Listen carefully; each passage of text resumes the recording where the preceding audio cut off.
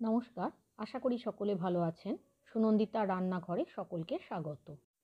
আজ কাঁচা টমেটো দিয়ে কাতলা মাছের ঝোলের রেসিপি আপনাদের সঙ্গে শেয়ার করব। এই রান্নাটা অন্য মাছ দিয়েও করা যাবে। কাঁচা টমেটো দিয়ে কাতলা মাছের ঝোলের রেসিপিটা প্রথম থেকে শেষ পর্যন্ত দেখার অনুরোধ জানিয়ে শুরু করছি। এখানে আমি 4 টুকরো কাতলা মাছ ধুয়ে নিয়েছি, সেটাতে সামান্য হলুদ গুঁড়ো আর লবণ দিয়ে মেখে রেখেছি 15 মিনিট। একটা মশলা তৈরি করব, তার জন্য একটা বাটিতে নিয়েছি 3 চা চামচ কালো সর্ষে, 1 চা চামচ সাদা সর্ষে আর 5টা কাঁচা লঙ্কা। অল্প লবণ আর জল দিয়ে এটাকে আমি শিলে বেটে নিয়েছি। মশলাটা আমার সম্পূর্ণ লাগবে না, এখান থেকে একটা বাটিতে 3 চা চামচ মশলা আমি নিয়ে নিলাম, তারপর অল্প জল মিশিয়ে এটাকে আমি রেখে দিয়েছি। প্রথমে মাছগুলো ভেজে নেব, তাই গ্যাসে একটা কড়াই বসিয়ে 3 টেবিল চামচ সর্ষের তেল দিলাম।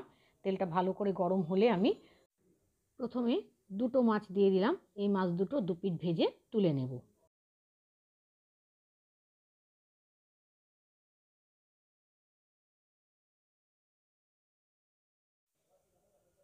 এই মাছ দুটো ভেজে তুলে নিলাম। একইভাবে আমি বাকি মাছ দুটো ভেজে নিয়েছি।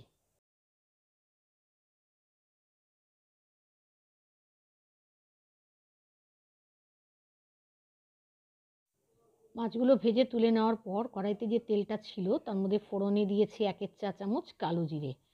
ফোড়নটা একটু ভাজা হয়ে গেলে দিলাম অর্ধেক চা চামচ জিরে বাটা আর 1 চা চামচ লঙ্কা গুঁড়ো। লঙ্কা গুঁড়োটা আমি কম দিলাম, কারণ সর্ষে বাটাতেও কাঁচা লঙ্কা দিয়েছি।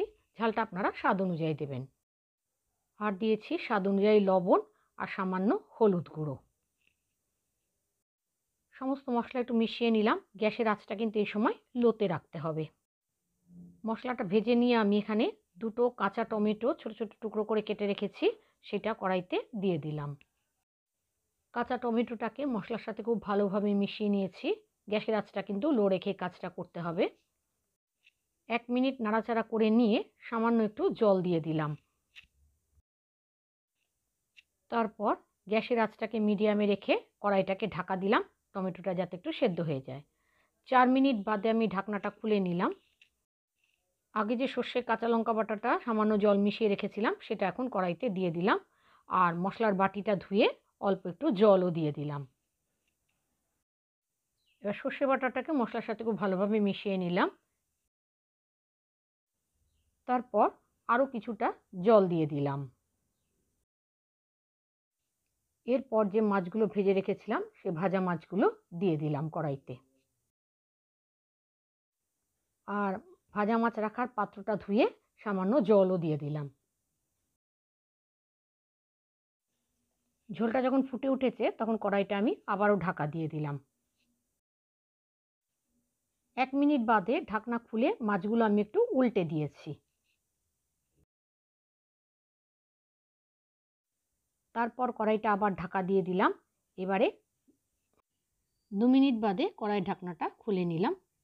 টমেটোগুলো সেদ্ধ হয়ে গেছে। সবশেষে বেশ খানিকটা ধনেপাতা কুচি ছড়িয়ে দিলাম। এবার ধনেপাতা কুচিটাকে ঝোলের সাথে ভালো করে মিশিয়ে নিয়েছি। আর গ্যাসের আঁচটা বন্ধ করে দিলাম। তারপর ঢাকা দিয়ে কিছুক্ষণ রেখে দিয়েছি। তৈরি হয়ে গেল আমার আজকের রেসিপি, কাঁচা টমেটো দিয়ে কাতলা মাছের ঝোল। আপনারাও রোজকার পদ্ধতি ছেড়ে একটু আলাদাভাবে এই মাছের ঝোলটা রান্না করে দেখতে পারেন। রেসিপিটা আপনাদের কেমন লেগেছে জানাবেন। ভালো লাগলে একটা লাইক দেবেন।